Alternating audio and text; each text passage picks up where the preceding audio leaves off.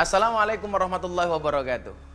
Dari Usamah radhiyallahu an, Nabi Muhammad sallallahu alaihi wasallam bersabda, "Aku berdiri di depan pintu surga dan aku lihat di dalam surga kebanyakan adalah orang-orang miskin, sementara orang-orang kaya tertahan di pintu surga karena perhitungan hartanya."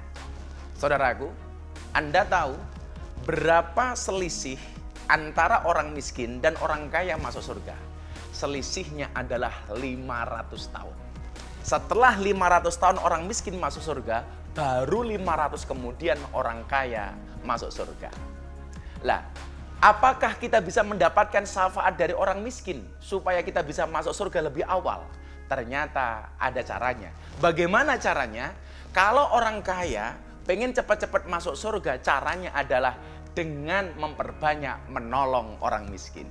Maka orang-orang kaya yang menolong orang miskin, besok ketika antrian di surga, orang miskin akan mengatakan kepada malaikat, "Wahai malaikat, tolong masukkan orang itu ke dalam surga." Kenapa? Karena selama di dunia, orang kaya itu selalu membantu kami orang-orang miskin.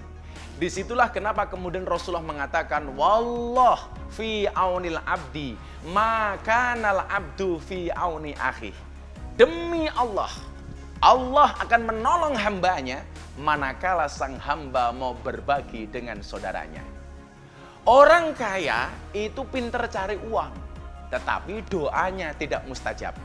Sementara orang miskin itu doanya mustajab, tetapi tidak pintar cari uang, makanya miskinnya awet. Lah, bagaimana cara memberikan manfaat?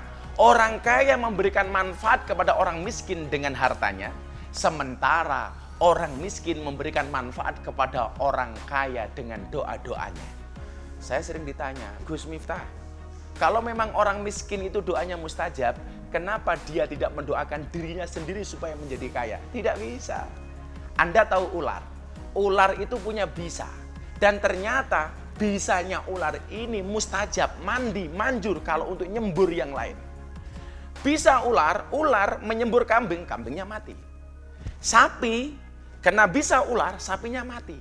Tetapi tidak ada cerita ular mati karena tertelan bisanya sendiri. Maka orang miskin itu doanya mustajab. Kenapa? Untuk mendoakan orang lain, tidak untuk dirinya sendiri.